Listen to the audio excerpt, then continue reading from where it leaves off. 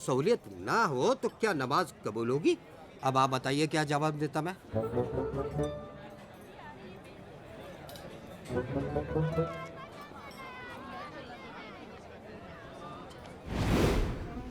तकलीफ होती है ऐसे बैठने में। नहीं, जिन लोगों को इस पोस्चर में बैठने में तकलीफ होती है उनके लिए भी इलाज है। हाँ, वो कुर्सी पर बैठकर नमाज अदा कर सकते हैं। नीयत साफ होनी चाहिए। नमाज तो कुर्सी पे बैठ के भी की जा सकती है जी जी। नीयत साफ होनी चाहिए। मन चंगा तो कथरोट में गंगा। नहीं नहीं नहीं फिर आपका तारुफ नहीं हुआ। मैं शाहज़ब खान। आपका इस्म शरीफ? शरीफ खान। आप बड़े ही आलिम फाजिल मालूम पड़ते हैं। एक बात बताइए, क्या बाल बढ़ाना सुन्नत है?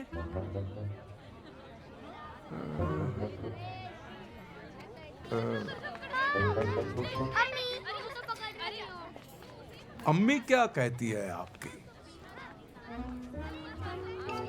अम्मी कहती है कि सुन्नत है तो सुन्नत है, क्योंकि अम्मी के पैरों में ही तो जन्नत है।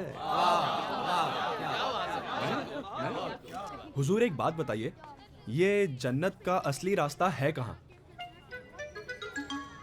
आप कहाँ रहते हो? जी, कलावर से जो रास्ता बाई ओर जाता है, बस वही हमारे गरीब खाने का रास्ता है। बस तो वही तो रास्ता है जन्नत का। जो रास्ता आपके घर का है वही रास्ता जन्नत का है। क्या बात है, क्या बात है, माशाल्लाह। आइए। मौलवी साहब, ये हमारी बेगम है, ये हमारी शहजादी। इन्हें दुआ दीजिए। मैं क्या दुआ दूं? हाँ, जो सही है वही दुरुस्त है। वाह वाह, क्या बात है, क्या बात है, जो सही है वही दुरुस्त है। क्या बात है, सुभान अल्लाह। आइए खाना खाते हैं। खाना खाते नहीं, बिस्मिल्लाह करते। चलिए चलिए।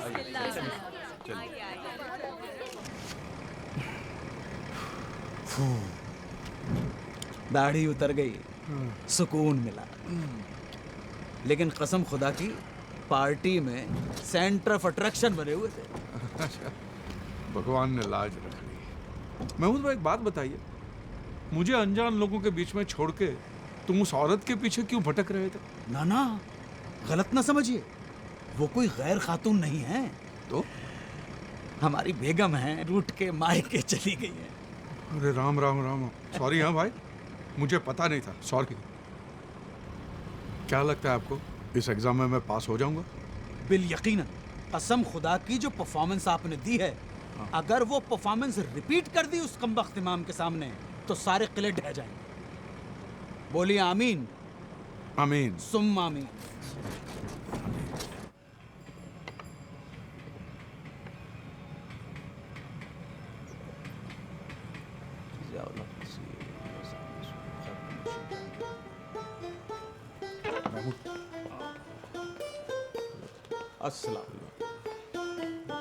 अस्सलाम वालेकुम। वालेकुम। तशरीफ रखिए जनाब, फरमाएं।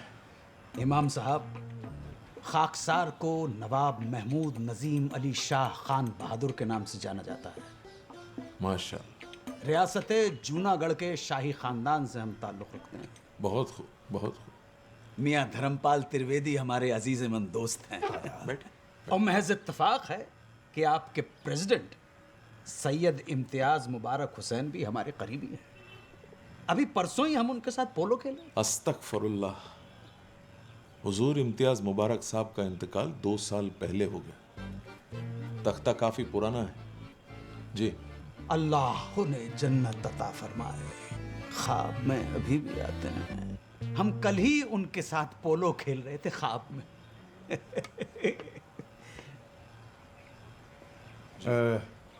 इमाम साहब, अब हम पूरी तरह से मुसलमान हो गए हैं।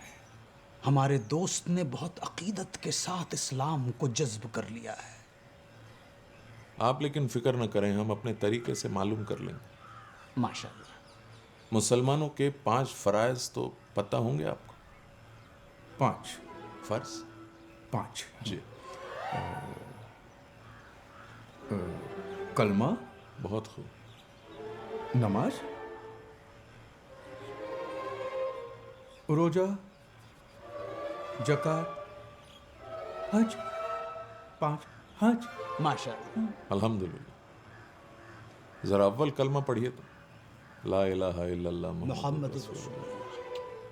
अव्वल कलमा।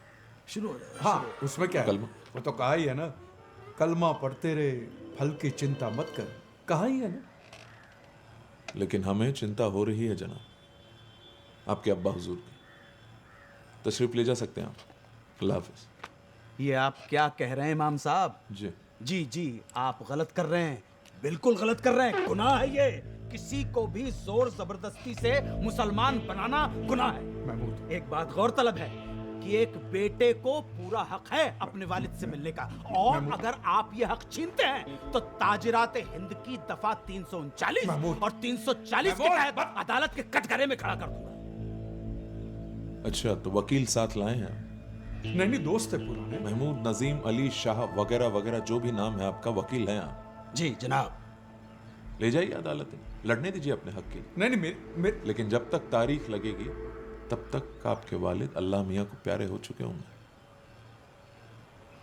तो बैठ जाओ, मैं बात करता हूं ना। आप इनकी बातों में मत आइए इमाम साहब। मुझे एक बार मेरे पिताजी से, अब्बा जी से मिलने दीजिए। अल्लाह हाफिज।